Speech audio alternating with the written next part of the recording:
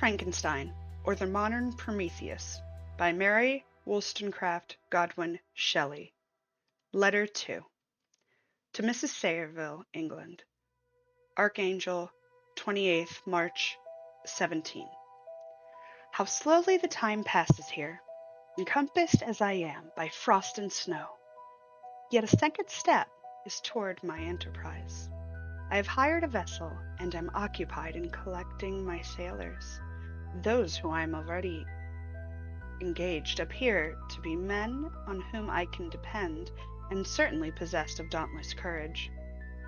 But I have one want which I have never yet been able to satisfy. In the absence of the object of which I now feel as most severe evil, I have no friend, Margaret. When I am glowing with the enthusiasm of success, there will be none to participate my joy. If I am assailed by disappointment, no one will endeavor to sustain me in dejection.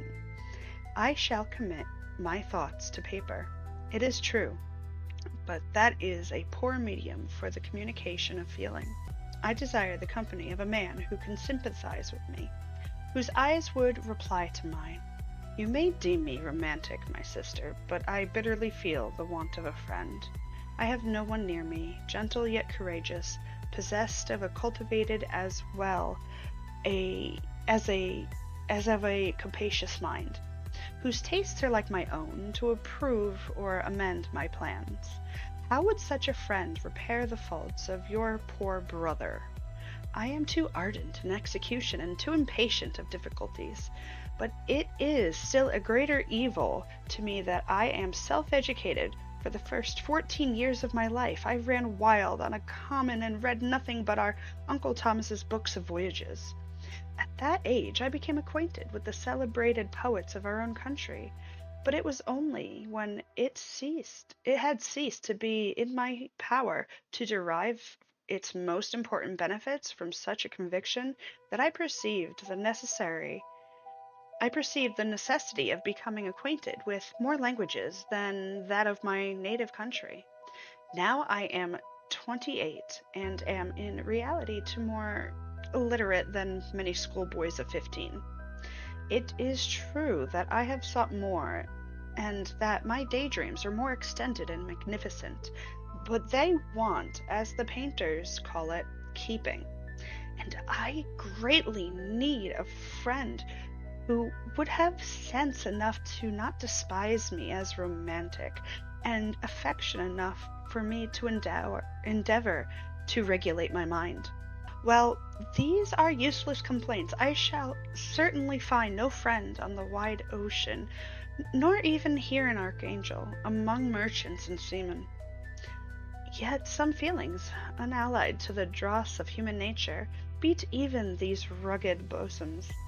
My lieutenant, for instance, is a man of wonderful courage and enterprise.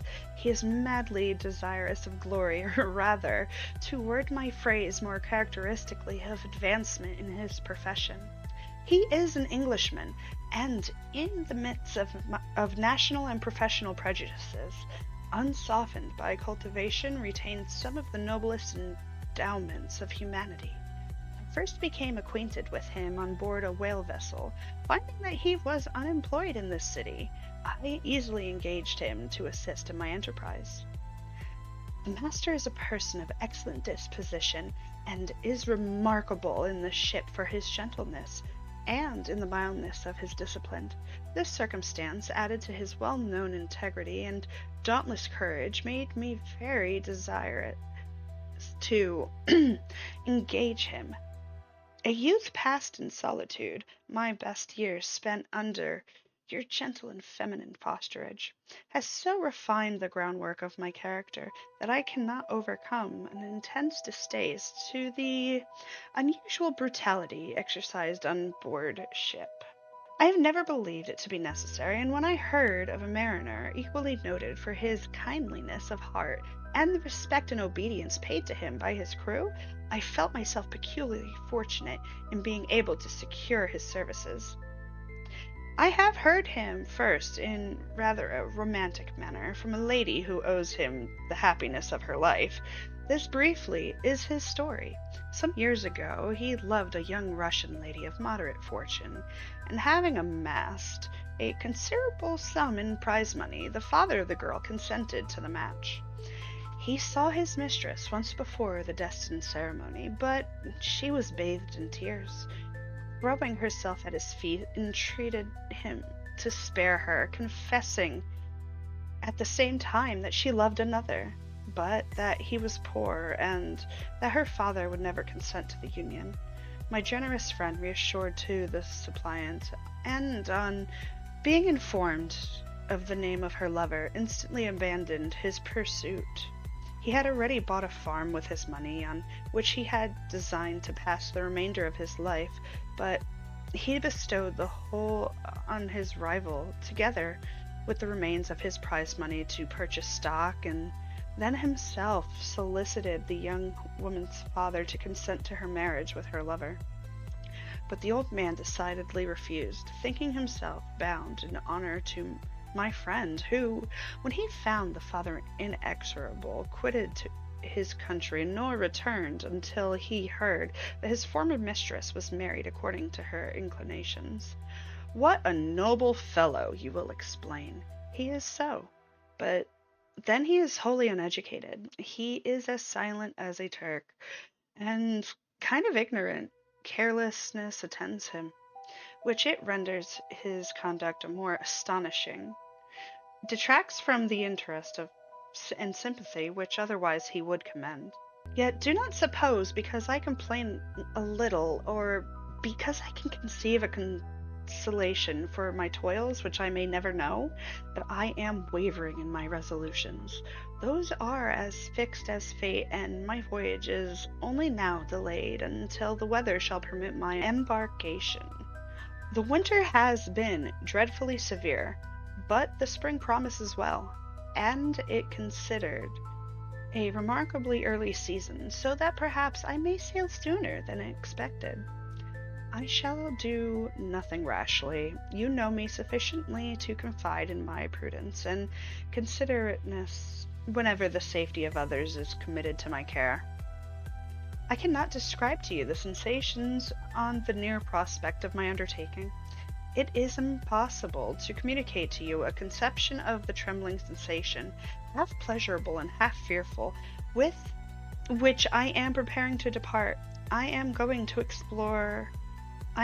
unexplored regions, to the land of mist and snow. But I shall kill no albatross, therefore do not be alarmed for my safety, or if I should come back to you as worn and woeful as the ancient mariner, you will smile at my illusion, but I will disclose a secret.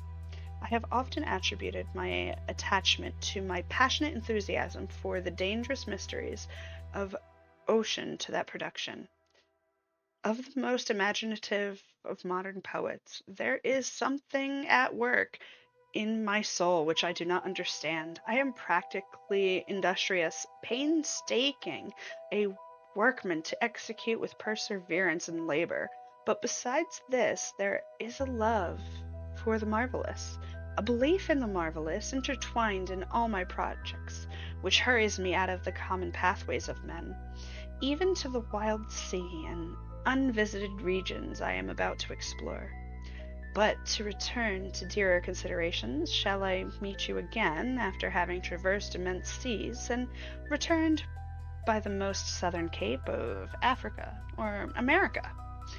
I dare not expect such success, yet I cannot bear to look on the reverse of the picture. Continue for the present to write me by every opportunity. I may receive your letters, and on some occasions when I need them most to support my spirits, I love you very tenderly. Remember me with affection should you never hear from me again. Your affectionate brother, Robert Walton.